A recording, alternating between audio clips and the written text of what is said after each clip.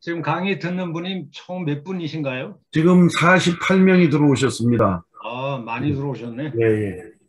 자, 그러면 강의 계속 할게요. 자, 2장으로 넘어가겠습니다. 2장 1절에 그러므로란 말이 나오는데요. 이 그러므로라고 하는 이 디오 접속사의 의미를 놓고서 학자들 간에 좀 많이 토론이 이루어지고 있어요. 왜 그러냐면 그 1장 18절부터 1장 마지막 절까지 바울이 주로 누굴 얘기하고 있냐면은 여기 특별히 그 24절 보세요. 그러므로 하나님께서 그들을 마음의 정욕대로 25절에도 그들이 또 26절에도 하나님께서 그들을 뭐 계속 그 28절에도 그들이 마음에 하나님 두기를 싫어하며 이 그들이 누구냐? 보통 많은 사람들이 1장 18절부터 1장 마지막 절까지는 주로 이방인들이 지금 이렇게 죄 아래 있다. 뭐 이렇게 얘기를 좀 해왔는데 최근에 그 한국의 교수 중에 한 사람인 최종상 교수님이 이방인의 사도로서 쓴 로마서라는 그 박사학위 논문을 출판했는데요. 이 일장에 언급되는 그들이라고 하는 말이 단순한 이방인들만을 얘기하는 것이 아니라 이방인들이 포함되지만 이미 일장에도 그들 속에 유대인들이 포함되어 있다. 바울의 그 공격 대상 속에 물론 이방 세계가 뭐 동성애, 우상 숭배, 온갖 죄를 다 저지르는 건 분명하지만 너희 유대인들도 결코 예외가 아니야 라고 하는 그런 맥락 속에서 그들이 나왔다는 거죠. 그래서 2장 1절에 그러므로라는 말을 한 이유가 뭐냐면 이미 1장에서 너희 유대인들도 결코 예외가 될 수 없어 라고 얘기한 것처럼 2장에 와서 너희 유대인들을 좀 더 구체적으로 너희들이 왜 하나님 백성이라고 택한 백성이라고 떠들어대지만 이방인들과 마찬가지로 너희들도 죄 아래 있다. 하나님의 진노의 심판의 대상인 이유를 내가 좀 더 구체적으로 얘기할게. 그런 의미로 좀 얘기를 하고 있습니다.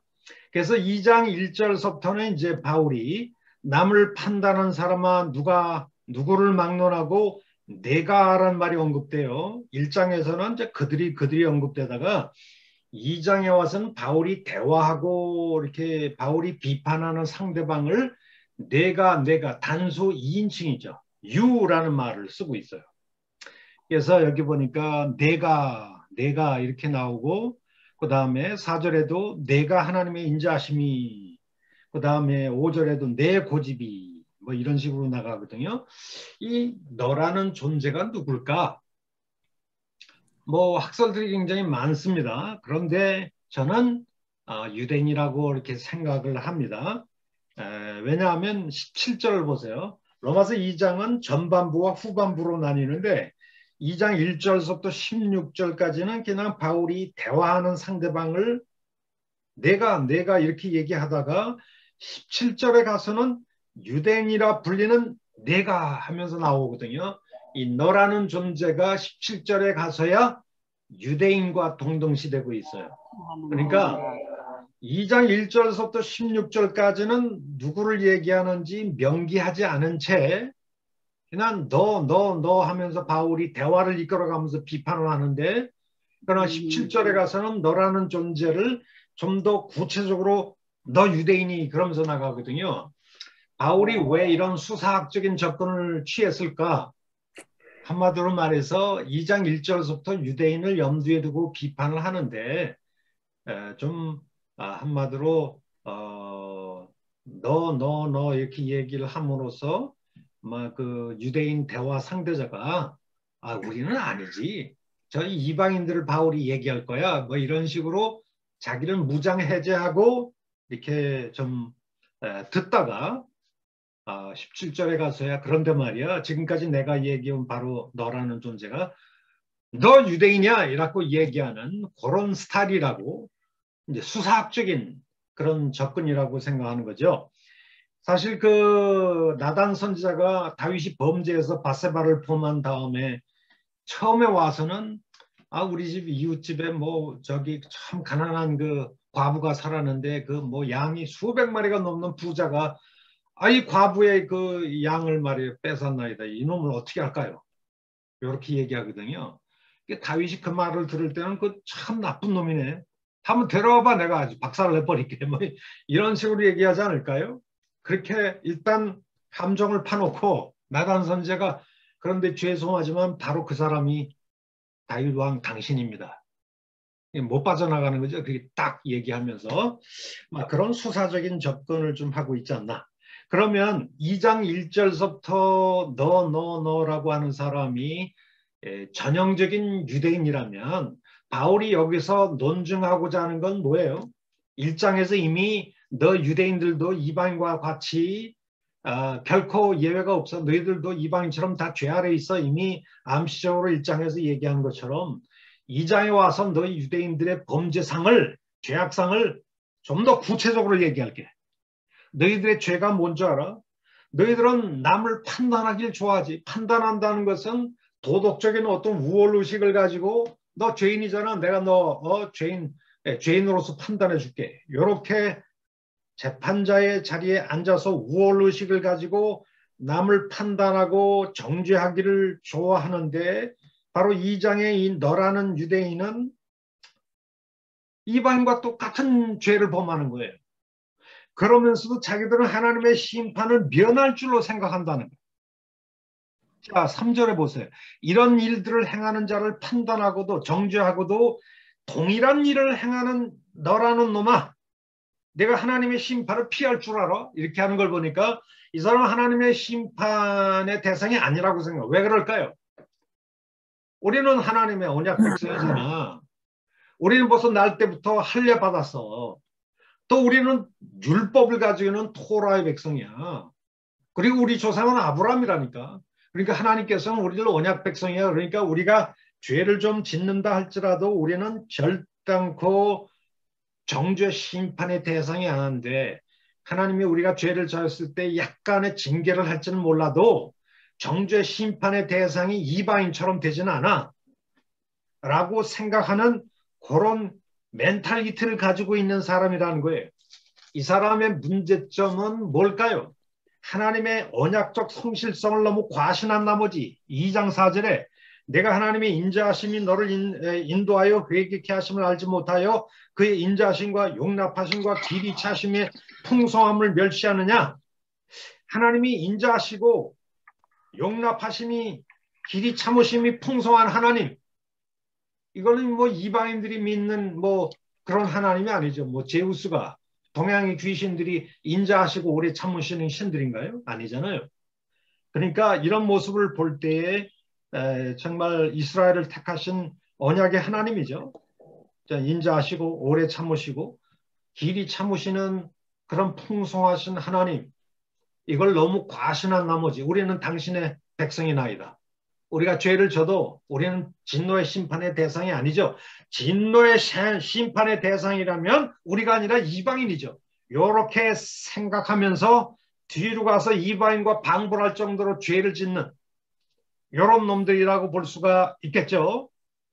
그리고 이제 17절에 가서 보다 구체적으로 유대인이라 불리는 내가 율법을 의지하고 하나님을 자랑하고, 굉장히 유대인들은 율법을 의지하고 하나님을 자랑하는 사람들이죠. 왜? 하나님, 유대인이 하나님이니까. 그 다음에 23절 말씀해 보세요. 뭘 자랑한답니까? 율법을 자랑한다라고 돼 있잖아요. 왜 유대인들이 율법을 자랑할까요? 왜 하나님을 자랑할까요? 율법을 자랑하는 이유가 뭐죠? 원래 율법은 이방인들에게 주신 게 아니라 하나님의 언약 백성에게 주신 책이 율법이죠. 그러니까 내가 율법을 가지고 있다는 것만 가지고도 내가 하나님의 백성인 것을 증명해 주죠. 쉽게 말하면 나 하나님 백성이야. 왜? 나 율법 가지고 있잖아. 하나님이 율법을 우리 자기 백성, 이스라엘 백성에게 주신 거야. 그러면서 율법을 굉장히 자랑스럽게 생각하고 또 율법을 의지하고 또 하나님을 자랑한다. 하나님을 왜 자랑할까요? 이 사람들이 아브라함에게 계시된 그 언약의 하나님, 아브라함의 하나님은 그 후손이 우리 유대인들의 하나님이야. 이방인들은 하나님이 없는 자들이잖아. 하나님은 오직 유대인만의 하나님이야. 뭐 이렇게 생각하면서 결국 뭐 그리고 또 이제 2장 후반절에 가보면 할례를 의지해서 나 하나님 백성이 왜 할례 받았거든. 할례는 언약 백성된 아주 중요한 표지였잖아요. 그러니까 유대인들이 지금 굉장히 지금 하나님 백성이라고 하는 어떤 자긍심, 언약 백성으로서 하나님의 택한 백성이라는 굉장한 자부심을 가지고 있는데 그 자부심의 토대가 뭘까요? 첫째는 혈통의 아브라함의 혈통의 후손, 이 혈통의 문제. 두 번째는 난지 8일 만에 뭘 받았다는 거? 할례. 할례 받았다. 그 다음에 자기들은 뭘 가지고 있다? 율법. 율법을 가지고 있는 율법 백성이야. 이런 요소들을 가지고 있는 우리야말로 하나님 백성이야 라고 생각하는 것이죠. 그러면서 하나님의 이 언약 백성된 특권의식, 그리고 이방인들은 죄인 취급하고 깔보고, 그래서 어느 정도로 이방인들에 대해서 굉장히 좀 우월의식을 가지고 있냐면요, 19절 말씀해 보세요. 이 율법의 교훈을 받아 하나님의 뜻을 알고 지극히 선한 것을 분간하며 율법의 가르침을 받아서 하나님의 뜻을 안다. 그러니까 하나님의 뜻을 아는 유일한 빛의 백성이 누군지 알아? 우리 유대인들이야. 왜? 우리는 율법을 가지고 있거든. 그러니까 율법이 얼마나 선민주의적인 우월의식의 토대로 이들이 이용해 먹는가 하는 걸 알 수 있어요. 그러면서 율법을 가진 백성, 그렇기 때문에 하나님을 아는 유일한 백성, 이런 자부심을 가지면서 19절에 보세요. 맹인의 길을 인도하는 자예요. 맹인이 누굴까요? 소경들. 이방인. 어둠에 있는 자식들. 이방인들이죠. 그 다음에 율법에 있는 지식과 진리의 모본을 가진 자로서 어리석은 자. 이 어리석은 자가 누굴까? 어리석은 자들의 교사요. 또 이방인. 이방인들이죠. 어린 아이들의 선생이라고 한번 따라서 합시다. 스스로 믿으니. 믿음이 스스로. 저는 이 말을 스스로 뻑이니 라고 번역할 수도 있겠죠. 왜 우리들이 하나님 백성이야. 우리가 택한 하나님 백성이야. 우리들은 다 조상이 아브라함이고 우리는 난지 8일 만에 할례 받았어. 그리고 다 율법을 가지고 있는 율법 백성, 토라의 백성이라니까. 그런데 너희 이방인들, 이 맹인들아, 어둠에 있는 자식들아, 어린 아새끼들아, 너희들 뭘 좀 배우고 싶으면 우리한테 와 라고 하면서 스스로 뻐기는 거죠. 스스로. 근데 이 유대인들의 가장 큰 문제가 뭡니까? 21절에 다른 사람을 가르치는 내가 내 자신을 가르치지 아니하느냐? 도둑질하지 말라 선포하면서 도둑질하고, 간음하지 말라라고 하면서 간음하고, 우상을 가증히 여긴다 그러면서 이방 신전에 들어가서 물건 도둑질해서 팔아먹고, 이게 우상 조장죄죠. 그렇게 율법을 자랑하는 내가 율법을 모함으로, 범함으로. 율법을 범함으로 온 이방 세계 가운데서 너희 유대인들 때문에 하나님의 이름이 지금 모독을 당하고 있는 거야. 너희들 때문에. 그러니까 바울이 유대인들, 1세기 유대인들을 비판하는 가장 핵심 이유가 뭘까요? 할례 자랑하고 하나님 백성된 가장 중요한 신분 표지가, 언약의 표지가 할례, 율법 이런 것들 아닙니까? 우리 혈통의 후손이다. 아브라함의 혈통의 후손이다. 뭐 이런 걸 자랑하면서 우리는 하나님 백성이네 라고 주장하는데, 실상 뒤로 돌아가서는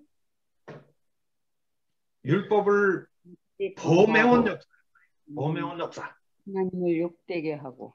하나님을 욕되게 하고 율법을 어기고, 한마디로 바울이 유대인들을 비판하는 그 중심적인 이유가 뭘까요? 요즘 그 학자들 가운데 바울이 유대교를 왜 비판할까? 학자들이 뭐 수백 년에 걸쳐서 유대인들이 바울의 비난을 받고 공격의 표적이 되는 이유는 유대인들이 율법을 완벽하게 지켜서 그것을 자기의 힘으로, 노력으로 스스로 구원을 받고 의롭다함 받으려고 하는 행위 구원의 종교이기 때문에, 자력 구원의 종교이기 때문에 바울이 비판하는 거야 라고 하는 전통적인 시각이 굉장히 강했죠. 그것을 이제 우리는 유대교를 1세기 유대교를 율법주의 종교, legalistic religion, 자력 구원의 종교, 행위 구원의 종교, 자기 의의 self-righteousness, 자기 의의 종교, 자기가 율법을 완전히 행해서 그것을 자기의 구원 얻을 만한 공로로 삼아서 하나님, 나 구원 받을 만한 충분한 자격이 있습니다. 율법 다 지켰습니다. 이것이 나의 공로니까 나를 구원해 주시는 건 마땅해요. 이런 식으로 유대인들이 생각하는 아주 인본주의적인 태도를 가지고 있기 때문에 바울이 비판을 했다. 이게 전통적인 시각이에요. 근데 그 시각과 달리 로마서 2장에서 바울이 1세기 유대인들을 비판하는 가장 핵심 그 이유가 뭘까요? 율법을 열심히 스스로 지켜서 그것을 자기의 공로로 삼아서 스스로 구원을 얻어보려고 하는 인본주의적인 태도 때문에 공격을 했습니까? 아니면 하나님의 택한 백성이다. 우리는 할례받은 율법을 가지고 있는 토라의 백성, 하나님의 택한 백성이야. 이방 죄인들하고 틀리지. 그러면서 이방인들에 대해서 어떤 선민주의적인 우월의식과 특권의식을 시위하고 자랑하면서 실상은 뒤로 돌아가서는 이방인과 방불할 정도로 죄를 범하고 율법을 범하는 그런 태도 때문에 비판을 했을까요? 율법을 열심히 지키려고 하는 그런 태도 때문에 비판하는 거예요. 하나님 백성이라고 하면 떠들면서도 율법은 쥐뿔도 안 지키는 거에 대해서 비판한 거예요. 두 번째. 두 번째 거야. 두 번째. 후자죠, 후자. 겉으로는 우리는 뭐 하나님의 장자 교단이에요, 뭐 제일 큰 교단이에요. 그러면서 그냥 속으로 막 썩어 문드러져 가는 거죠. 하나님이 이스라엘을 선택한 목적이 뭐예요? 제사장 나라로 이방의 빛으로. 여기 그 21절에도 나오잖아요. 뭐라 그럴까요? 그 19절에 맹인의 길을 인도하는 자의 어둠에 있는 자의 빛이요 그러고 그러잖아요. 어둠에 있는 자의 빛. 이사야서에서 나온 표현인데 그 어둠 속에 있는 사람이 이방 세계 아닙니까? 하나님이 유대인들을 이방을 비추는 빛의 백성으로 제사장 나라로 거룩한 제사장 나라로 하나님이 이스라엘을 택한 백성으로 선택해 놓으셨는데 이놈들이 나가서 빛이 되기는커녕 문을 딱 걸어 잠그고 그 안에서 지들끼리만 택한 백성임내 떠들고 특권의식 내세우면서 안에서부터 썩어 문드러져 간 거죠. 율법을 범함으로. 그러니까 이방의 빛이 되기는커녕 오히려 하나님의 이름을 온 이방 세계 가운데서 좀 모독을 시키는 이런 이 역전 현상이 유대인들에게 생겨난 거죠. 그러니까 1세기 유대인들의 가장 큰 문제가 뭐예요? 한마디로 딱 한 단어로 요약하면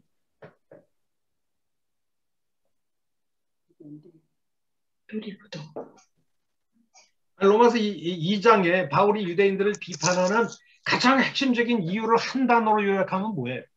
이율배반. 이율배반. 또 한마디가 넘죠. 한 단어. 불법. 풀법? 불법이요. 불법. 위선. 그것도 맞긴 맞는데 좀 제가 말한 아까 이율배반이라고 하는 것과 좀 상통하는 한 단어가 있죠. 의선. 하나님 백성임네, 우리는 택한 백성임네, 언약 백성임네 떠들면서 뭐 이방인들에게 목에 힘주고 자랑하고 뻐기고 너희들이 죄인들아 꺼져라. 우리는 하나님 백성이야. 교만. 그러면서 교만. 뒤에 가서는 엉망진창으로 사는 거. 위선. 위선이 종교적인 위선과 뒤가 틀린 거죠. 이 유대인들의 이 문제점이 말이에요. 유대인들만의 문제일까요? 오늘날 우리에게도 문제일까요? 우리의 문제죠. 바울이 로마서 2장을 좀 가지고 유대인들을 신랄하게 비판하는데 많은 사람들이 유대인들을 가리켜서 이건 빨갱이들이야. 이 유대인들 나쁜 놈 자식들이야. 매 맞아야 싸. 뭐 이런 얘기를 하는 사람들이 많아. 그래서 상당히 수백 년 동안 반유대주의, 엔티세미티즘이 굉장히 강했죠. 예수님 잡아 죽인 종교. 그리고 자기들 스스로 개토를 만들어가지고 자기들만 거룩한 하나님 백성입네라고 하면서 이방인들은 개처럼 여기고 그러면서 그렇게 생각했는데 지들 말이야 참 더 속을 들여다보면 이방 세계에서 발견되는 온갖 범죄가 유대인 역사 속에 다 드러난단 말이야. 한마디로 말해서 지금 이 유대인들의 가장 큰 문제가 하나님 백성임내 떠들면서 하나님 백성답게 사는데 실패했다는 거죠. 율법을 자랑하면서도 율법을 따라 사는데 실패하는 거예요. 그러니까 가장 큰 문제가 뭐예요? 바울이 유대인들을 비판한 게 율법을 지키려고 노력하는 걸 비판한 거예요. 율법을 자랑하면서도 율법을 개뿔도 안 지킨다. 이걸 비판하는 거예요. 그러니까 개뿔이라고 얘기해서 좀 죄송합니다만은 율법을 엄청나게 자랑하면서 우리 할례 받았어 하나님 백성이야 떠들면서 실상은 하나님 백성답게 산 게 없다는 거예요. 그들의 역사가 율법을 범해온 역사다 한마디로. 바울이 그래서 2장 28절에 이런 유대인들을 뭐라고 아주 신랄하게 비판합니까? 표면적 유대인이 유대인이 아니요 표면적 육신의 할례가 아니다. 오직 진짜 하나님 백성은 이면적 유대인이다. 여기에 두 가지 종류의 유대인들이 대비가 되고 있죠. 표면적 유대인과 이면적 유대인. 영어로 말하면 outward Jew와 inward Jew를 구분하고 있어요. outward Jew가 누굴까요? 표면적, 껍데기만, 무늬만 하나님 백성이라는 얘기인데 겉으로 보면은 하나님 백성인 것처럼 보여 무늬만. 근데 속으로 보면 이방과 방불할 정도로 이 타락한 세상적 존재 일부가 됐다는 얘기죠. 그러면 진짜 하나님 백성은 뭐예요? 이면적, 숨어있는 참된 유대인인데 이런 사람들은 할례를 육신의 할례를 받는 게 아니라 어디에도 할례를 받아요? 마음의 할례를 받는다 말이에요. 마음의 할례. 이 할례는 마음에 해야 된다. 그리고 율법을 문자로 가지고 있는 게 중요한 것이나 한마디로 성령을 따라 태어나서 성령의 백성이 되는 사람. 그리고 율법을 가지고 떠들고 자랑하기만 하는 것이 아니라 율법의 근본 정신인 하나님을 사랑하고 이웃을 진정으로 사랑할 줄 아는 그런 존재. 이게 누굴까요? 이게 진짜 숨어있는 이면적 유대인이죠. 이런 진짜 유대인이 누굴까요?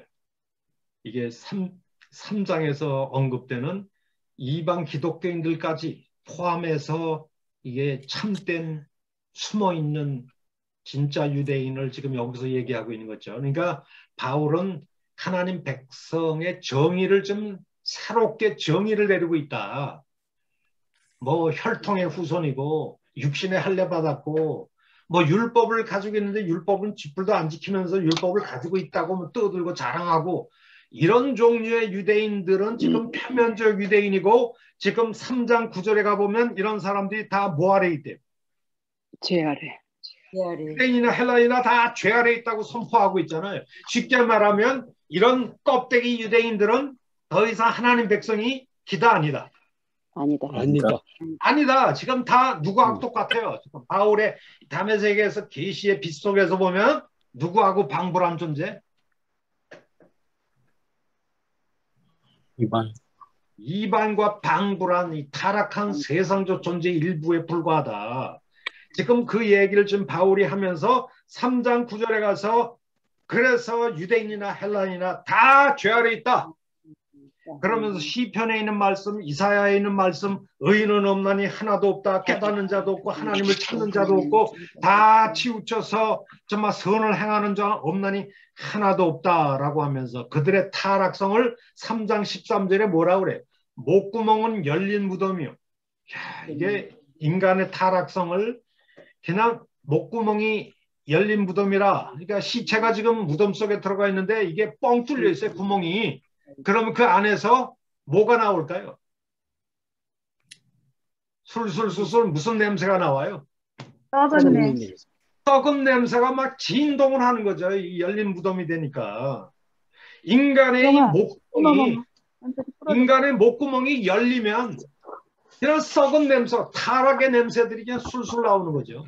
근데 이 목구멍은 열린 무덤과 같고 혀로는 속임을 일삼으며 그 입술은 독사의 독이 있고 독사들이 혀 밑에 독을 품고 있잖아요. 날름날름 하면서 그냥 입을 열었다 그러면은 그냥 그 속에서 독이 확 뿜어져 나온단 말이죠. 입에는 저주와 악독이 가득하고 자 여기 보면은 목구멍, 혀, 입술, 입 이런 것들이 다 무슨 기관이에요? 소화기관. 말하는 기관. 사람의 말하는 언어 기관들 아니에요. 언어기관. 이 언어 기관들이 무진장 부패했다는 얘기죠. 사람을 죽이는 독사의 독이 우리 인간의 언어 속에 들어있다는 거예요.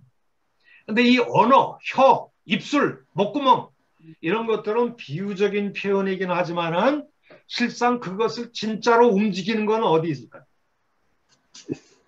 우리 입술, 언어 표현은 뭐의 표현이에요?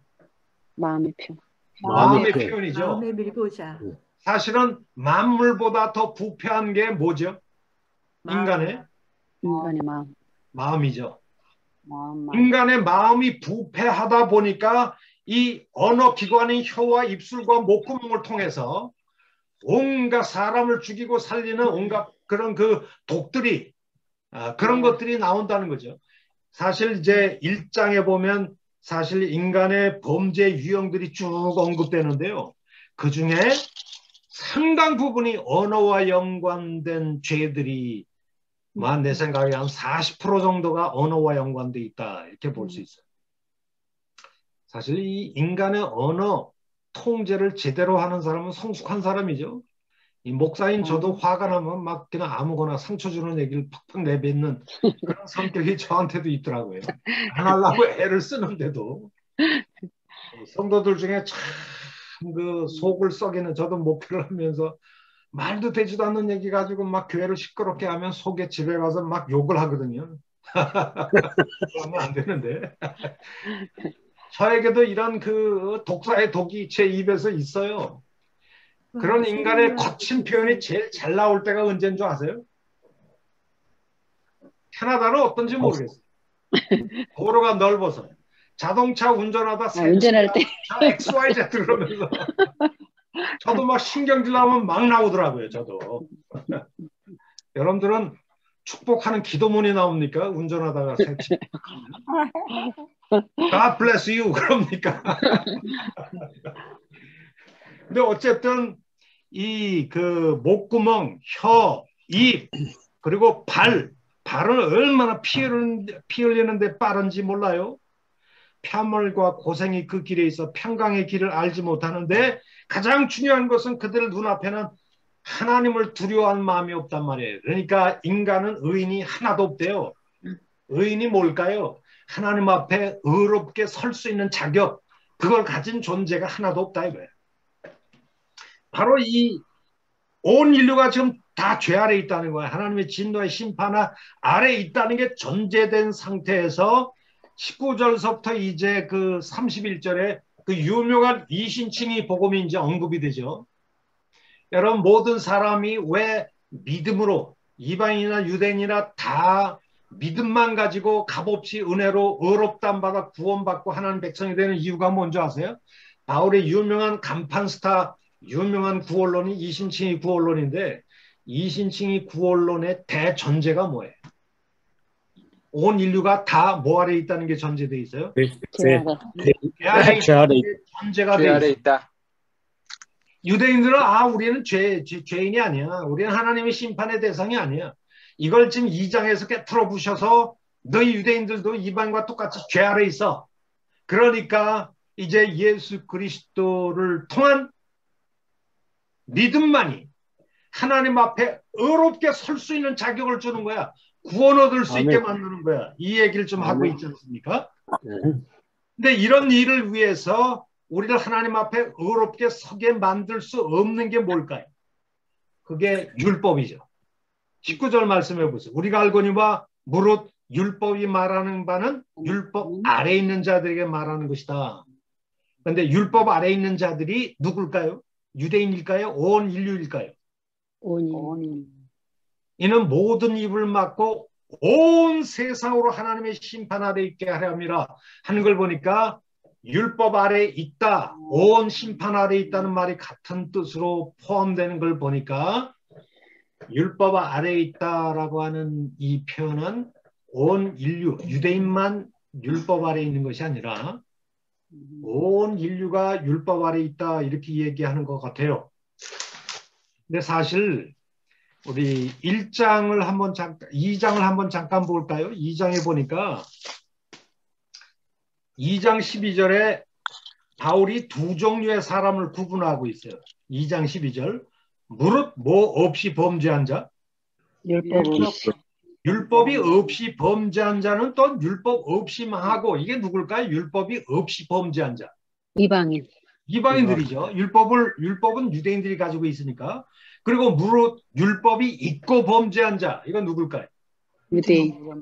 유대인들이죠. 그러니까 바울이 2장에서 온 인류를 율법을 가진 자, 율법을 가지지 않은 자, 율법 백성과 비율법 백성을 구분하고 있다는 걸 알 수가 있어요. 그런데 3장에 들어와서 왜 온 인류가 이방인조차도 다 율법 아래 있다. 그래서 심판 아래 있다고 얘기하는 이유가 뭐예요? 율법을 가지고 있다면 유대인들이 율법을 가지고 있기 때문에 심판을 받으면 유대인들은 율법을 잣대로 삼아서 심판을 받아야 함에도 불구하고 이방인들은 율법이 없는 자 아니에요. 그런데 어떻게 하나님의 심판을 받나요? 율법이 없는데. 왜 그들이 하나님의 심판 아래 있나요?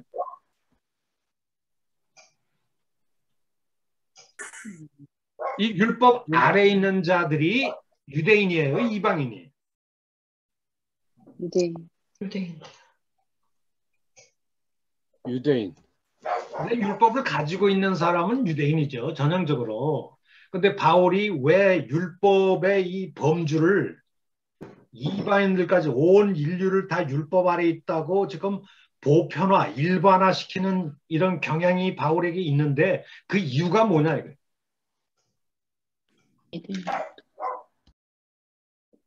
율법이 죄를 깨우치기 때문에. 죄 아래 있는 인간. 원죄 아래 있기 때문에. 아니 이방인들은 율법 자체가 없잖아요. 근데 왜 바울은 이방인조차도 율법 아래에 있다고 얘기할까요? 하나님의 심판 가운데. 원죄 아래 있기 때문에. 원죄. 그 양심으로 알 수 있다고 했고, 그리고 자연에도 그게 나타나 있고. 믿음이 없어서. 자, 2장 여러분 2장 12절 다시 한번 가봅시다. 바울이 지금 무슨 얘기를 하고 있냐면 무릇 율법 없이 범죄하는 자는 또한 율법 없이 망하고 심판 당한다는 거죠. 무릇 율법이 있고 범죄한 자는 율법을 통해 심판을 받죠. 그런데 하나님 저기 14절에 보세요. 율법 없는 이방인이 본성으로 무슨 일을 행한다고 얘기하고 있어요? 율법이 없는 성문화된 기록된 율법이 없는 이방인이 본성으로 율법의 일들을 행한대요. 왜냐하면 이 사람은 율법이 없어도 자기가 자기에게 율법이 된대요. 양심. 그것이 바로 그런 율법의 기능을 하는 것이 15절에 무슨 기능을 얘기하고 있어요? 그 양심이 증거가 되어 그 생각들이 서로 혹은 고발하고 accuse하고 defend하고 그래서 그 마음에 새긴 things of the law, 율법의 행위들을 행한다는 것이죠. 그러니까 이방인들은 율법은 없어도 율법에 준하는 그런 율법의 그 하나님의 뜻에 해당되는 이건 죄야 아니야 이걸 가르쳐주는 그런 율법의 행위에 준하는 그런 기능이 인간이 이방인들이 가지고 있는 게 바로 그게 뭐다? 양심. 그게 양심이라는 것이죠. 그 양심이 바로 그들에게 율법이 된다. 그렇게 얘기를 좀 하고 있는 거죠. 그래서 3장에 가보면 바울이 율법이 있으나 없으나 관계없이 유대인들은 성문화된 율법이 있고 이방인들은 성문화된 율법은 없어도 그에 준하는 양심의 기능이, 율법의 기능이 그들의 양심에 새겨져 있어서 그들이 하나님의 온 심판 아래에 있다는 것이 양심이 다 증거한다는 것이죠. 그런데 문제는 20절 말씀해 보세요. 그러므로 율법의 행위로 그 앞에 의롭다함을 얻을 육체가 없으니 율법으로는 뭘 깨닫는다?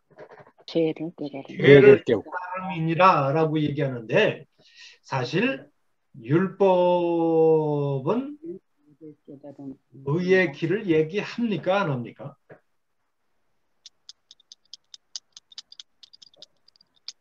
여러분 2장을 한번 잠깐 보실까요? 2장을 보면은 이런 얘기를 합니다. 바울이 지금 무슨 얘기를 하냐면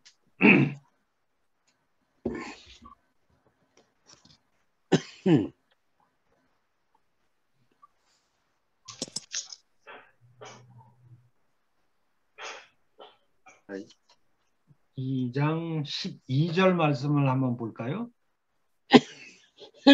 13절이네. 13절. 2장 13절 다 같이 읽어봅시다. 하나님 앞에서는 율법을 듣는 자가 의인이 아니요 오직 율법을 행하여야 의롭다함을 얻으리니. 사실 율법도 의롭다함 받는 길에 대해서 얘기합니까? 안 합니까? 말씀하죠. 하고 있죠. 죄를 깨닫게 하고 율법은 뭘 행하는 자를 의인이다 이렇게 칭합니까? 율법을 지키는 자. 행하는 자를 의인이라고 하나님이 인정을 하세요. 그러니까 구약 전체를 한번 들여다보세요. 누가 의인인가요? 그 율법의 전망에서 보면 누가 의인인가요? 율법을 지키는 자. 행하는 자예요. 행하는 자. 율법을 행하는 자가 의인이에요. 그러면서 하나님께서 또 뭘 약속하세요? 이를 행하라. 그리하면 살리라. 이렇게 얘기하고 있잖아요. 그러니까 율법을 행하는 자를 의인이라고 얘기하고 있고 의인만이 하나님 앞에 살리라. 생명을 얻는다는 얘기가 되겠죠. 율법은 사실 행하는 자를 의롭다고 얘기하고 있어요. 근데 바울이 로마서 3장 20절에 율법의 행위로 의롭다함을 얻을 육체가 없다 이렇게 얘기하는 이유가 뭐죠? 율법은 분명히 행하는 자를 의인으로 불러주시는데 지키지 못하니까. 율법을 지킬 수가 없기 때문에 100%다. 한마디로 말해서 우리 인간은 율법을 지킬 능력이 없다. 그러니까 형식적인 면에서 보면 율법은 행하는 자를 의인으로 얘기하면서 생명을 약속하고 있어요. 살리라. 그리고 율법을 행하지 않으면 저주와 사망을 선고하고 있죠. 율법은 양쪽을 다 열어놓고 있어. 행하면 복이고 행하지 않으면 저주고 행하면 의인이고 행하지 않으면 죄인이고 행하면 살리라. 그리고 행하지 않으면 반드시 망하리라. 이렇게 양쪽으로 얘기를 하고 있는데 인간이 그 죄를 지을 수밖에 없는 이 딜레마 속에서 인류가 가지고 있는 이 헤어나올 수 없는 이 타락의 딜레마 속에서 율법은 우리에게 의로 나아가는 길이 열려야 안 열려요? 안 열린다. 안 열려요. 절대 열리지 않고 우리는 계속 죄를 지을 수밖에 없는데 율법은 쫓아오면서 뭐만 선포했습니까? 너 죄 졌지? 죄만. 죽어야 돼. 죽어야 돼. 넌 죄인이야. 죄인이야. 뭐만 한 거야 율법이? 우리를 살리고. 정죄밖에 한 게 없어요 율법은. 그러니까 율법은 우리에게 의를 얻게 하는 길일 수도 없고 하나님 앞에 의인으로 영생을 누릴 수 있는 길도 되지 못한다. 이 이야기를 갈라디아서 3장 22절에 잘 얘기하고 있어요. 갈라디아서 3장을 한번 볼까요? 갈라디아서 3장 21절. 누가 한번 읽어주실래요? 그러나 성경이 모든 것을 죄 아래 가두었으니 이는 예수 그리스도를 믿음으로 말미암아 약속을 믿는 자들에게 주게 함이니라. 3장 21절. 그러면 율법이 하나님의 약속들을 거스리느냐? 결코 그럴 수 없느니라. 만일 능히 살게 하는 율법을 주셨다면 의가 반드시 율법으로 말미암았으리라. 여기 보면 이 조건절과 귀결절이 언급되는데 여기 이렇게 돼 있어요. 만일 능히 뭐하게 하는 율법? 살게 하는 율법을 주셨었다면, 예, 주셨다는 거야? 안 주셨다는 거예요? 이 조건절에서. 안 줬어. 만일 능히 살게 하는 율법을 주셨었더라면 의도 율법을 통해서 반드시 왔었을 텐데, 이 말은 무슨 뜻이에요? 율법을 통해서는 의도 생명도 결코 올 수 있다 없다? 없다라고 하는 걸 얘기하는 거예요. 겉모양으로 보면 율법을 행하면 살리라, 의인이야, 그러면 살리라 이렇게 얘기를 해요. 형식적으로는 얘기를 하지만 그 율법을 지켜서 행해서 의인이 되고 하나님 앞에 살게 되고 영생을 누리게 될 길이 closed off, 막혀 있다는 것이죠.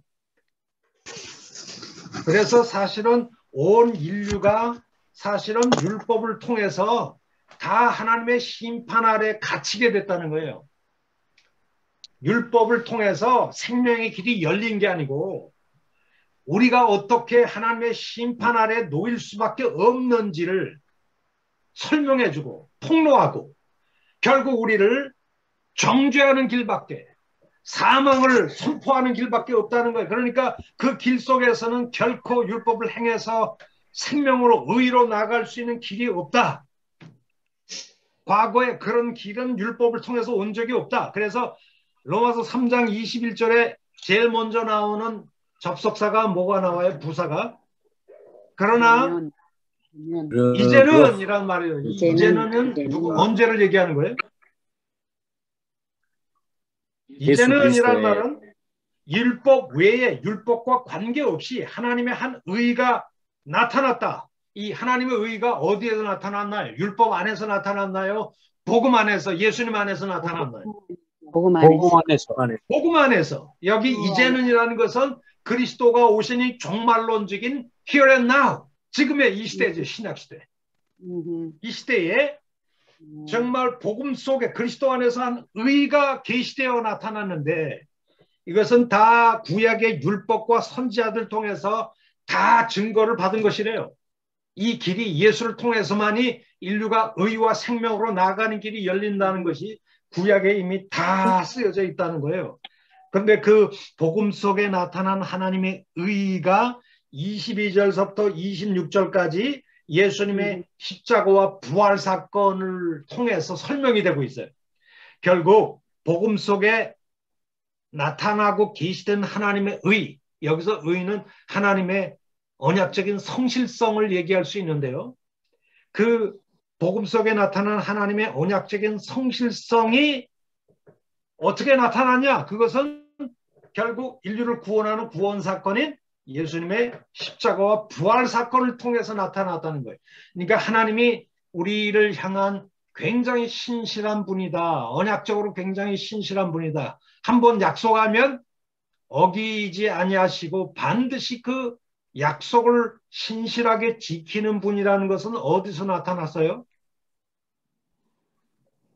그 약속을 지킨 구원 사건, 그게 뭐예요? 역사 속에 나타난 사건.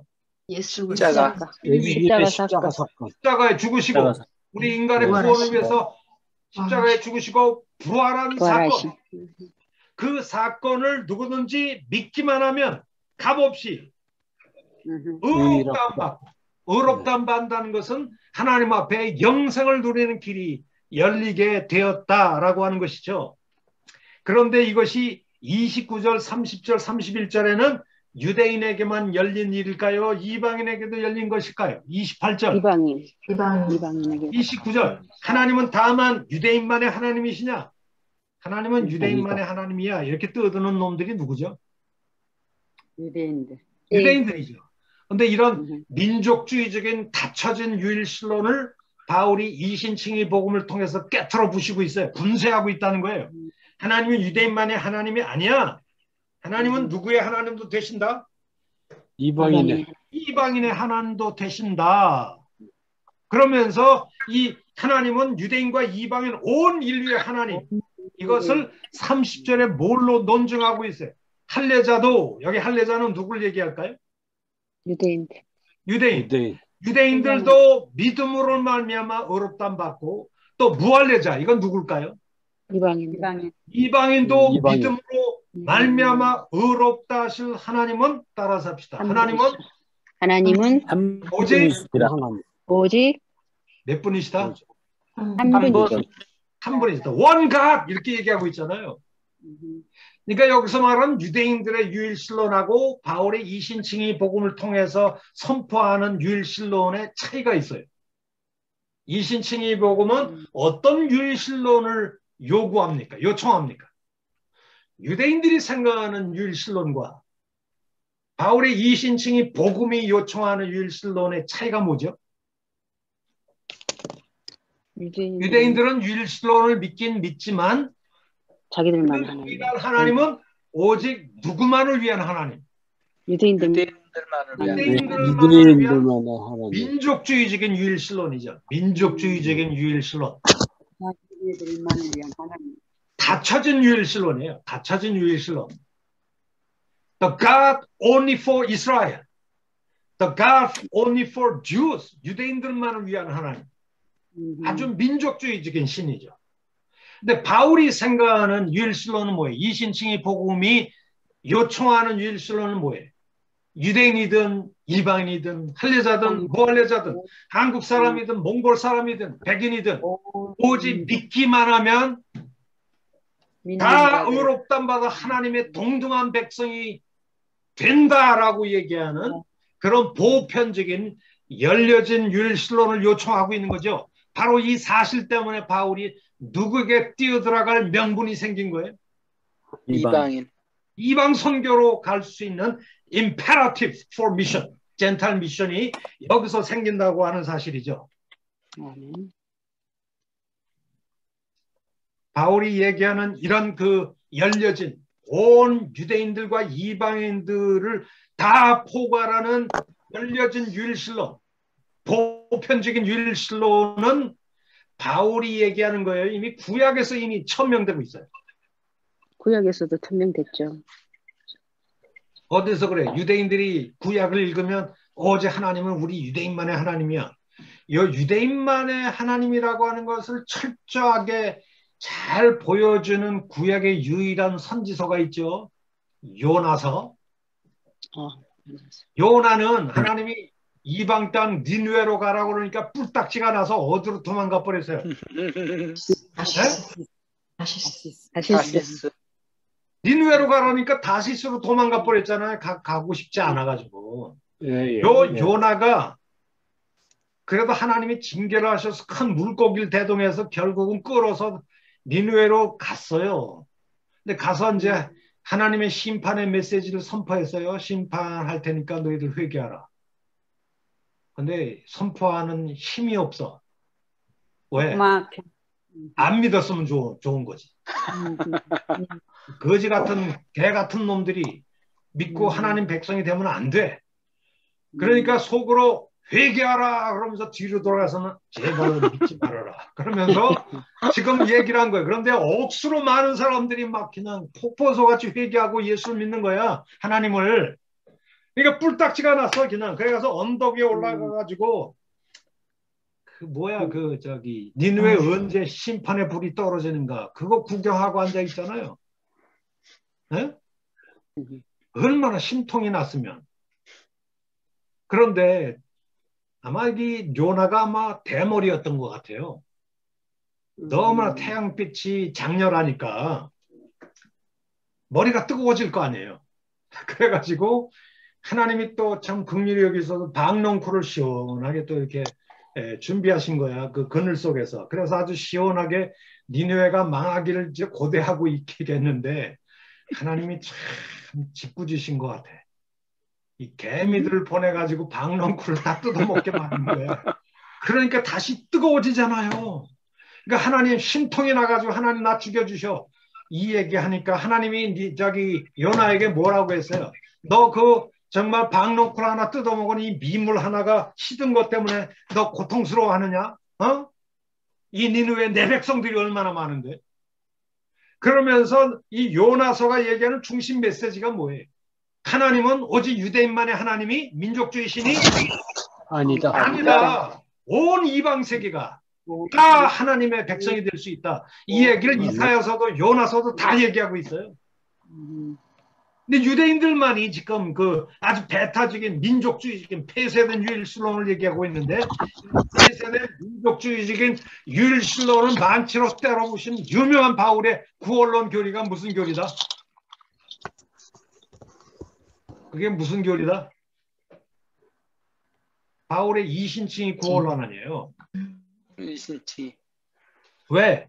할려서도 믿음으로 의롭다 받고 뭐 할려서도 믿음으로 의롭다 하실 하나님은 only one God, 한 하나님이라는 거, 이신칭이 복음 자체가 이런 열려진 보편적인 유일신론을 요청한다는 거예요. 바로 이 이신칭이 복음이 요청하는 유일신론에 따라서 바로 이방 세계로 곧바로 뛰어들어가는 것이죠.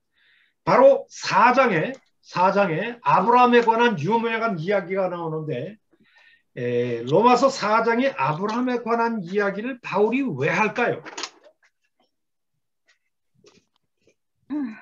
여러분들이 교회에서 아브라함에 관한 이야기를 가지고 설교를 하거나 목사님이 설교를 할 때는 주로 어떤 취지로 아브라함 이야기를 합니까? 믿음의 조상. 순종, 믿음. 믿음. 처음부터 마지막까지 믿음의 조상이다. 그게 어땠다는 거예요? 약속을 아브라함은 참 믿음이 아주 좋은 믿음의 아주 본보기, 믿음이 좋은 아주 그 example이기 때문에 우리도 개인적으로 아브라함의 믿음을 개인적으로 본받자, 이런 스타일의 설교를 우리는 흔히 따라서 합시다. 모범론. 모범론이 뭐예요? 아브라함 믿음이 좋은 사람이니까 우리도 누구 믿음 본받자? 아브라함의 믿음을 본받자라고 하는 그런 스타일의 설교를 모범론에 기초한 설교다, 이렇게 얘기합니다. 목사님들이 전부 다 아브라함 얘기하면은 아브라함 믿음의 조상이야, 믿음의 아주 example이야, 아주 탁월한 본보기여서 아브라함이 얼마나 믿음이 좋은 사람인데, 그러니까 우리 모두 아브라함의 믿음, 훌륭한 믿음 본받자. 바로 이런 모범론적인 이야기 하려고 로마서 4장을 얘기할까요? 아닐까요? 아니죠. 그런 시각에서 로마서 4장을 읽으면 백발백중 엄청난 오류에 빠지게 됩니다. 잘못된 거죠. 그러면 바울이 로마서 1장, 2장, 3장에 들어오면서 중심 관심이 뭐예요? 바울이 이신칭이 복음을 통해서 논증하고자 하는 아주 중요한 캐치프레이즈가 뭐예요? 29절, 30절, 3장 29절, 29절에 바로 뭘 얘기하고 있어요? 하나님은 다만 유대인만의 하나님이 결코 아니다. 하나님은 이방인의 하나님도 되셔. 그리고 내가 지금 전파하는 이신칭이 복음이 유대인과 이방인 모두를 의롭다 하시는 유일한 하나님이시라. 나의 이신칭이 복음이 바로 이 열려진 보편적인 개방된 유일신론을 요청하는 거야. 지금 이 얘기를 하고 있잖아요. 그러니까 하나님의 백성 속에 누구도 당당히 합법적으로 들어올 수 있다? 이방인도 들어올 수 있다. 요걸 논증하려고 하는 연장선상에서 로마서 4장 아브라함 이야기를 하고 있다, 이렇게 볼 수가 있습니다. 왜? 여러분, 아브라함이 하나님을 믿음에 그것을 그의 의로 여기셨다라고 하는 이 구절, 창세기 15장 6절 말씀이 로마서 4장 2절에 바울이 인용하고 있어요. 로마서 4장 2절 한번 읽어볼까요? 시작. 아브라함이 행위로 의롭다 하심을 받았으면 자랑할 것이 있으려니와 하나님 앞에서 나옵니다. 3절 성경이 무엇을 말하느냐? 창세기 15장 6절이 뭘 말하느냐? 아브라함이 하나님을 믿음에 그것이 그의 의로 여겨졌다. 바로 이 유명한 바울의 이신칭이 구원론 복음이 창세기 아브라함 이야기에서 나왔어요. 창세기 15장 6절. 그러니까 바울의 이신칭이 복음을 지탱하는 바울의 구약의 가장 유명한 근거 구절이 어느 구절이라고요? 창세기 창세기 15장 6절이죠. 자, 그런데 여기 한번 주목해 보세요. 자, 마음 몇 명이 다 듣고 계십니까? 예. 네. 네. 졸지 마십시오. 네. 제 화면에는 마음 몇 명이 다 안 들어와 있어서 듣는지 안 듣는지 잘 몰라요. 앞에 계시는 우리 성도님들 몇 분만인들 답변을 해가지고 잡음 날까봐 답변을 안 하는 거지. 이거를 틀면은 너무 이쪽에 노이즈가 그쪽으로 가서 그래서 마이크를 끄고 화면만 보고 있습니다. 아, 그러셨어요? 껐다 켰다 하면서 예. 예, 하여튼 잘 들으십시오. 근데 이 바울이 지금 로마서 4장에서 아브라함이 하나님을 믿어서 의롭다함 받았다는 창세기 15장 6절을 좀 하고 있는데, 근데 아브라함이 믿음으로 의롭다함 받은 시점이 할례시였습니까? 무할례시였습니까? 무할레시. 무할레. 네. 그러니까 무할례시에 무할례자로 있었을 때 오직 믿음으로 의롭다함 받았죠. 예. 그렇다면 아브라함도 무할례자로서 무할례시에 의롭다함 받았다면 아브라함의 의롭다함 받았을 때의 그의 신분이 유대인이었어요? 이방인이었어요? 이방인으로 있었을 때 오직 믿음으로 의롭다함 받았다는 거예요. 그러니까 아브라함은 누구의 조상도 된다? 이방인의 조상이 된다는 거예요. 하나님께서 아브라함과 언약을 맺었을 때 하나님이 이렇게 말씀하셨죠. 열방이 온 이방인들이 너로 말미암아 복을 받으리라. 그러니까 아브라함에게 약속된 이 언약의 축복 속에는 누가 들어온다고 하나님이 약속하신 거예요. 유대인만이 아니면 열방이. 열방이 아브라함의 언약의 복에 다 들어올 걸 이미 창세기에 다 약속을 하셨다는 거예요. 그러면서 너는 모든 민족의 조상이 될 것이다. 열방이 너를 인하여 복을 받게 될 것이다. 이렇게 얘기를 하고 계세요. 그런데 아브라함도 이방인으로 있었을 때에 오직 믿음의 기초에서 의롭다함 받았어요. 그게 창세기 15장 6절인데 할례 계명은 몇 장에 주어지나요? 창세기에 15장 때는 할례가 없었어요. 16장에도 없었어요. 17장에 있는 17장 9절서부터 14절에 처음으로 할례를 명하는 얘기가 나와요. 그러니까 15장 6절과 17장 9절서부터 14절 사이에는 몇 년의 차이가 있을까요? 어떤 구약학자들은 13년의 차이가 있었다. 이렇게 얘기하고 탈무드나 이런 데를 읽어보면은 29년의 차이가 있다고 얘기를 하기도 합니다. 근데 어쨌든 창세기 15장 6절에 믿음으로 의롭다함 받았을 때는 할례 계명도 없었어요. 율법은 있었나요? 없었나요? 율법은 아브라함 때부터 430년 뒤 시내산 출애굽 당대에 그러니까 율법도 없었고 할례도 없었어요. 오직 의롭다함 받아 하나님의 백성이 될 수 있는 아브라함이 구원받았던 시점에는 오직 뭐밖에 없었을까요? 믿음밖에 없었죠. 믿음. 그리고 그의 원래 신분은 유대인이었어요? 이방인이었어요? 이방인이었어요. 그러니까 실상 아브라함의 언약의 축복 속에 이미 하나님은 누가 들어올 걸 내다보고 계셨다는 거예요.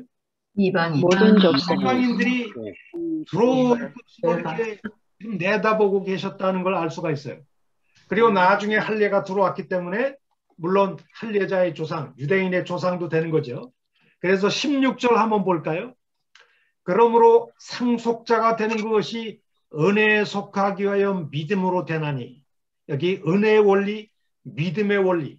근데 여기 상속자가 된다는 것은 아브라함에게 약속한 언약의 축복들이 많은데요.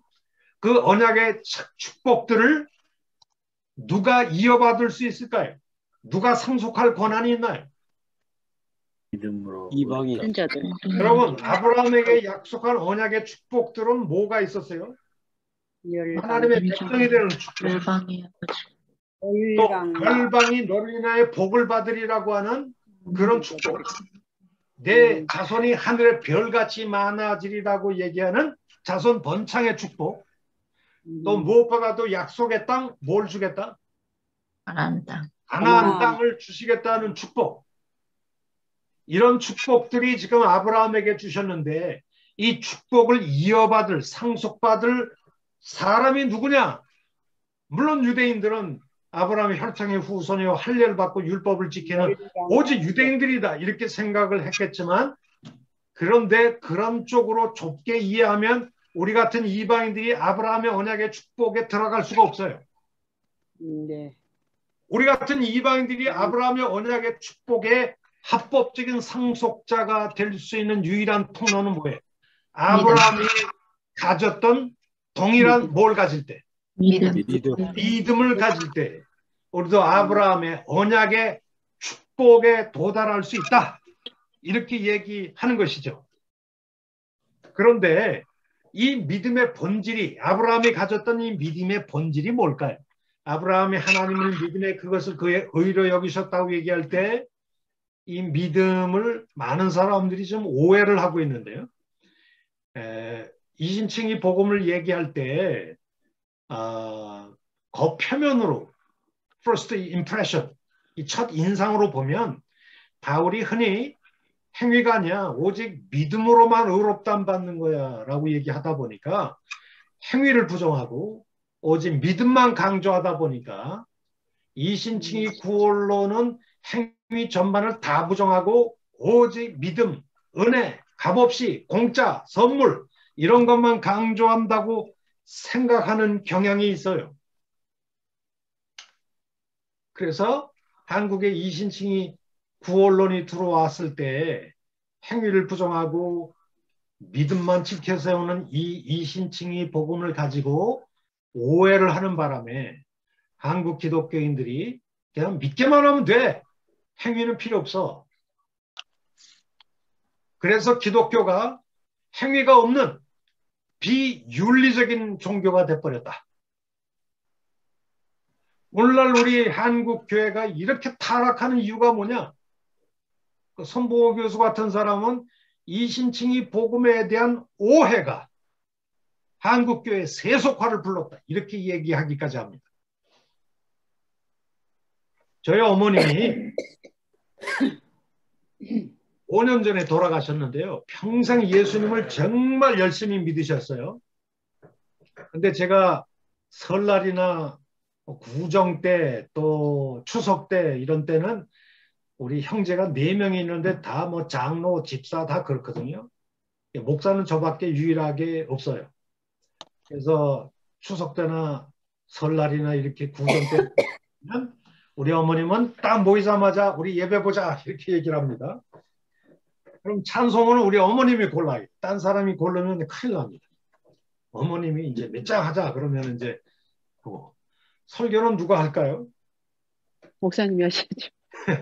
우리 형님이 아무리 장로라고 해도 자기가 설교할 게 이렇게 못하잖아요. 또 총신대학교 교수인데. 그래서 이 목사 설교해. 그래가지고 제가 설교를 하는데 제가 마태복음 7장에 있는 말씀, 나더러 주여 주여 하는 자마다 다 천국에 못 들어가고 하늘에 계신 내 아버지의 뜻대로 행하야 천국에 들어갈 것이다. 천국에 들어간다는 게 미래 시제인데 구원받는다는 거예요. 최종 구원을 받는 것은 하나님 나라에 하늘에 계신 아버지의 뜻대로 뭐 하는 자가? 행하는 자라에 들어가리라. 근데 이신칭이 복음을 가지고 설명을 하면 뭐 행하긴 무슨 행해. 그냥 믿기만 하면 들어가는 건데. 우리 한국 교회는 그렇게 생각하는 거예요. 오직 믿음만 있으면 되지. 뭐 행위가 필요 없어. 근데 예수님은 공간복음서를 보면 굉장히 행위를 많이 강조하시거든요. 그래서 마지막 천국에 들어가기 위해서는 뭐 우리도 믿음이 필요하죠. 그러나 믿음을 가지면 그 믿음이 구원하는 참 믿음인 것은 반드시 순종으로 행위로 나타날 수밖에 없다. 마지막 천국에 들어가고 구원받는 최종 구원에 들어가는 것은 결국 우리 행위를 통해서 우리의 믿음을 확인하는 거기 때문에 행위를 하나님의 뜻대로 행하는 자가 천국에 들어가게끔 돼 있다. 이 얘기를 딱 하니까 우리 어머님이 눈이 팍 띈 거예요. 이상하게 생각한 거죠. 예배가 끝나자마자 이 목사 우리 골방에서 한번 만나자. 그래서 골방으로 체포돼서 지금 끌려 들어갔어요.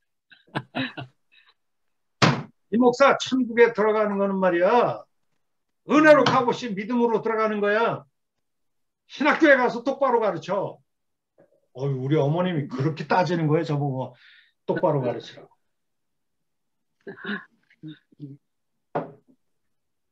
그래서 어머님한테 제가 물어봤어요. 그러면 우리가 믿음으로 값없이 은혜로 구원받았는데 우리가 행위는 왜 해야죠? 선한 행위 많이 하고 선한 사람도 많이 살아야 되는데.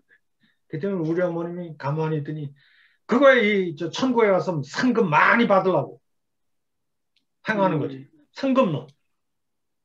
또 이 땅에 있을 때는 축복을 많이 받아야 될 거 아니야. 선한 일 많이 행해서. 그러니까 축복론하고 상금론 뭐 그런 거지. 우리 구원하고는 행위 아무 관계 없어. 이렇게 얘기를 하신 거예요. 근데 이런 사고방식이 의외로 평신도들과 목사님들에게도 심지어 총신대에 있는 교수님들마저도 이 생각을 하는 사람들이 너무나 많은데. 원하십니다. 근데 실상 우리 어머님이 얘기하는 게 다 틀린 건 아니에요. 맞는 면이 있긴 있는데 그런데 잘못 알고 계신 것이 뭘까요? 하나님이 우리를 처음 구원을 주신 것은 우리 행위로 될 수가 없어요. 오직 믿음으로 되죠. 믿음으로. 근데 바울이 행위가 아니야. 오직 믿음으로만 의롭담 받아. 이렇게 얘기할 때 행위와 믿음의 관계가 뭡니까? 왜 행위를 부정하고 믿음만 지켜 세울까요? 바울이 칭의 구원론을 얘기할 때. 유대인들이 율법을 강조하고 율법을 통해서 하나님의 의를 얻고자 했기 때문에 그것에 대한 무슨 얘기인지 제가 접수를 했습니다. 그러나 제 마음에 맞는 정확한 답변은 아니에요. 우리 정소영 누구신가요? 네, 안녕하세요. 전도사입니다. 전도사님. 정전사님, 제가 묻는 질문에 한번 답변해 보세요. 네, 행함이 없는 믿음은 죽은 믿음이라고. 아니, 제가 질문한 질문의 요점이 뭐죠? 이신칭이 구원론과 연관해서 바울이 행위를 부정하고 믿음을 지켜 세우잖아요. 네. 이때 칭의 구원론과 연관해서 부정되는 행위와 긍정되는 믿음은 무슨 관계예요? 인간이 믿음으로 말미암는 행위는 반드시 그 믿음으로 행위가 따른다고 생각합니다. 제 질문의 포인트는 그게 아닌데요. 그거는 일상적으로 얘기하는 거고 우리 총신대학교에 있는 전도사님들도 다 우리 정전도사님과 같은 그런 스타일의 답변을 해요. 그 답변 자체가 틀린 건 아닙니다. 맞는 건데 제 질문의 포인트는 아니에요. 칭의 구원론과 연관해서 바울이 부정하는 행위, 자기의 믿음이 없는 무슨 관계입니까? 네? 왜 바울이 행위를 부정하고 믿음만 지켜 세우죠? 구원. 자기 의를 내세우는 사람들, 율법적 행위. 참 두루뭉실하게 맞는 얘기를 하시는 것 같은데. 유대인이 그 자랑하고 유대인이 지켜 세우는 너희들이 쓰는 그 율법이 그게 틀렸다라는 것을 증명하고 나의 그 믿음의 의를 증거하기 위해서 그리고서 또 이방인들에게 내 그 복음을 전하기 위한 당위성을 증거하기 위해서 그래서 그 바울이 그 정확하게 그 핵심을 꼬집은 지금 겁니다. 말씀하시는 분 성함이 누구시죠? 김요다 목사예요. 요다 목사님. 예. 근데 뭐 좋은 얘기 하셨는데 질문의 포인트는 여전히 아니거든요. 제가 말하는 그러니까 제가 말하는 질문의 포인트는 이겁니다. 바울이 의롭담 받다라고 하는 게 아주 유명한 구원론의 칭의 구원론인데요. 이 칭의 구원은 처음 예수 믿고 구원받는 첫 단계를 얘기하는 거죠. 처음 예수 믿고 구원을 받는 단계에서는 행위가 부정되고 믿음이 긍정이 되잖아요. 그런데 왜 행위를 부정하느냐? 믿음과 연관해서 행위를 부정하는 이유가 뭘까요? 믿음의 열매로 나타나는 행위를 부정하는 거예요. 믿음이 배제된 불신자들의 인본주의적인 선행을 부정하는 거예요. 후자. 인본주의 후자. 선행이야. 그러니까 행위를 부정한다고 할 때는 예수는 믿지 않고 불신자들이 아무리 인도주의적인 그런 선행을 해도 의롭담 받는 일에 소용이 없다 이 얘기를 하는 거죠. 이 부정은 예수를 믿고 의롭담 받은 이후에 중생한 이후에 크리스찬이 된 이후에 구원의 범주 안에 들어와서 구원의 열매로 나타나는 행위를 부정하는 게 아니다. 아니에요. 사람들이 많이 착각하는 거죠. 그러니까 예수를 믿기 이전에 불신자로 있는 상태에서는 바울이 불신자들의 선행 수백만 가지 갔다 와도 우리가 하나님 앞에 의롭다고 함을 받을 수 있는 신분을 얻게 못 만든다는 거예요. 오직 예수 그리스도를 믿는 믿음, 값없이 믿는 그 믿음만이 필요하다는. 그러나 예수를 믿고 의롭담 받은 이후에 중생한 이후에 구원의 반열 속에 들어왔을 때는 구원이 본질이 뭘까요?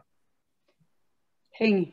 옛사람이 변하여 새 사람의 새 존재로 변화되는 게 구원의 본질이에요. 그것이 바로 이제 5장 6장에서 얘기하는 건데, 나의 옛사람이 그리스도와 함께 옛사람이 죽어버리고 그리스도와 함께 새 생명의 부활의 새 존재로 살아나잖아요. 그래서 내가 새 생명의 존재를 가진 자로 있다 보니까 6장 4절에 바울이 뭐라고 얘기합니까? 6장 4절에 그러므로 그의 죽으심과 합하여 세례를 받음으로 그와 함께 장사되었나니 이는 아버지의 영광으로 말미암아 그리스도를 죽은 자 가운데 살리신과 같이 우리로 또한 따라 삽시다. 새 생명 가운데서 새 생명 가운데서 행하게 하려 함이니라. 행하게 하려 함이라. In new life란 말이 언급되어 있어요. 그리스도와 함께 죽고 그리스도와 함께 살아나는 이 구원 경험을 통해서, 이걸 이제 칭의 구원론 이외에 또 다른 바울의 유명한 구원론이 그리스도와 함께 죽고 산다는 연합의 구원론인데요. 그 연합의 구원론을 통해서 우리가 새 생명 가운데 행할 수 있는 존재가 된 거예요. 그러니까 매일 새 생명 가운데 행할 수 있게 된 존재가 된 거죠. 아멘. 그래서 뭐가 나타나요? 선행이 나타나고 선한 삶이 나타나는 거예요. 구원의 열매로, 구원의 역동적 결과로 이런 것이 나타나는 거죠. 그리고 우리의 믿음은 두 가지 면이 있어요. 여기 한번 봅시다. 믿음에는 소극적인 면과 능동적인 면이 있어요. 소극적이고 수동적인 면에서는 예수님께서 나를 위해서 십자가 위에서 해주신 모든 구원의 행위를 나는 뭐 하는 거예요? 단순히 신뢰하는 믿음으로 받아들이는 수용적 행위. 이게 믿음이죠. 그러나 믿음이 액티브한 면을 가지고 있는데 그것은 하나님과 그 말씀에 대한, 따라서 합시다, 전폭적인 헌신과 순종의 행위. 이게 바로 뭐예요? 그게 바로 믿음이에요. 그래서 믿음이 순종과 자주 연결되는 이유가 바로 그거예요. 그러니까 참 믿음을 가지고 있다면 아까 정소영 전사님 말한 대로 진짜 살아있는 믿음이라면 뭐가 나타나야 돼요? 행위가 나타나요. 또 구원의 본질 자체가 옛사람이 변하여 새 생명을 지닌 존재로 살아가기 때문에 새 생명 가운데 행할 수 있는, 그래서 우리 구원의 결과로 우리가 이렇게 선한 삶이 나타나는 것이죠. 그래서 마지막 천국에 들어갈 때, 최종적인 구원에 들어갈 때는 하나님이 우리를 뭘 확인하실까요? 열매. 그러니까 구원받을 수 있는 존재인지를 뭘 통해서? 믿음 행위, 열매. 우리의 삶을 통해서 우리의 진짜 구원받은 존재인지를 확인하겠다는 거예요. 그래서 마지막 심판 때는 처음으로는 믿음으로 의롭다함 받았다라고 해놓고 심판을 얘기할 때는 항상 행위 심판이 나오는 이유가 바로 거기 있습니다. 그렇다고 해서 행위가 없으면 천국 못 간다, 뭐 원칙적으로는 못 가죠. 그런데 정말 우리가 진정으로 값없이 믿음으로 의롭다함 받은 존재라고 한다면 필연적으로 삶의 거룩한 변화가 동반될까요? 안 될까요? 동반되죠.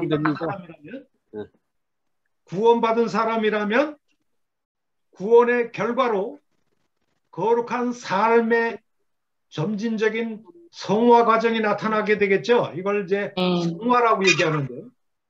하나님의 뜻대로 순종하고 하나님의 뜻대로 살아가고 말씀대로 순종하는 그런 삶이 나타나는 과정 속에서 마지막 최종적인 구원에 천국에 들어가도록 하나님이 디자인하신 거예요. 그러니까 구원은 두 가지 측면이 있어요. 은혜로 값없이 처음 구원을 받지만 구원이 진짜 구원이라고 하는 것은 삶의 점진적인 성화 과정을 통해서 나타나게끔 돼 있는데 마지막에 우리 예수님은 은혜로 구원받았다고 하는 사실, 진짜 구원하는 믿음을 가졌다는 사실을 마지막에 우리의 삶의 변화 과정을 통해서 확인하는 절차, 그것이 마지막 심판 때 일어난다는 것이죠. 그런데 우리가 아무리 똑바로 산다 해도 죄를 범합니까? 안 범합니까? 범합니다. 엄청나게 죄를 범하지. 저도 죄를 범하니까. 그런데 죄를 범하더라도 구원은 받나요? 못 받나요? 받죠. 우리가 받죠. 회개하면 자복하고 회개하면 회개한다는 것만 자체만이라도 그는 벌써 구원받은 사람인 걸 논증하는 거죠. 아멘. 근데 어떤 사람이 뭐 크리스찬이라고 하면서 습관적으로 계속 죄를 지면 어떻게 되죠? 그러다가 그냥 죽어버렸어요. 회개도 안 하고. 천국 갈까요? 못 갈까요? 못 갑니다. 못 갑니다. 왜 못 갈까요? 회개가 안 돼서. 죄를 습관적으로 계속 짓다가 그냥 가버린 사람이 뉘우치지도 않고. 천국 못 가는 이유가 뭐죠?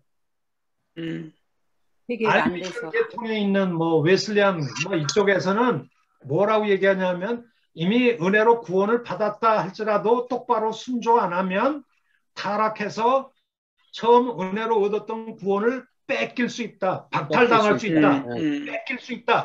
이렇게 생각하는 것이 이제 알미니안 계통의 교리고요. 이게 타락의 가능성을 열어두는 것이죠. 그러나 우리 이제 장로교, 우리 캐나다 총신은 장로교 신학교 아니에요? 칼빈주의. 저는 칼빈주의를 믿기 때문에 습관적으로 계속 죄를 짓다가 가버리는 사람은 구원 못 받을 가능성이 많은데요. 못 받는 이유가 뭐냐? 회개를 안 하는 걸 보니까 처음부터 뭘 받은 사람이 아니라는 걸 얘기할 수 있어요. 구원 받자. 진짜 영생한 사람이 아니다. 아니라고 하는 걸 얘기해 줄 뿐이에요. 영생한 사람이라면 반드시 뭐 하게끔 돼 있어요? 회개하게끔 돼 있고, 뭐 회개가 구원의 조건이기 때문이 아니라 내가 구원 속에, 구원의 반열 속에 든든히 서 있음을 나타내는 중요한 징표이기 때문에 회개가 중요합니다. 아멘. 그리고 진정한 회개를 가지고 있다면, 구원 받았다면 조금씩 점진적으로 누구를 닮아가죠? 예수 그리스도를 예수님을 닮아가는 성화의 과정을 밟게 돼 있어요. 이런 사람이 전부 다 천국 들어가게끔 돼 있어요. 그래서 예수님이 뭐라고 얘기합니까? 나더러 주여 주여 하는 자마다 다 천국에 못 들어가고 하늘에 계신 아버지의 뜻대로 행하는 자가 들어간다라고 하는 이야기가 은혜로 구원받은 그 결과가 순종으로 나타나기 때문에 그리고 100% 내가 다 순종을 못하고 죄를 짓더라도 우리에게는 정말 더 이상 정죄함이 없기 때문에 풍성한 죄사함의 용서의 은혜가 있기 때문에 회개하기만 한다면 우리는 천국 갈 것은 확실합니다. 어떤 사람이 끝내 습관적으로 계속 짓는 죄를 짓고 회개도 안 한다면 상당히 위태로운 사람이에요. 왜 그러냐면 중생했는지를 근본적으로 물어봐야 돼요. 제가 시간이 다 되어서 뭐 로마서의 전체 내용을 다 설명하지 못해서 참 죄송한데 제가 가지고 있는 그 강의 실러버스 그걸 끝까지 좀 잘 읽어 주셨으면 고맙겠습니다. 감사합니다. 다음에 또 뵙시다. 예, 감사합니다. 예, 감사합니다. 열어주세요. 화면을 한번 열어주시고 너무 감사합니다. 예, 열려지지 않아요. 예, 우리 이한수 박사님 정말 감사드립니다. 예.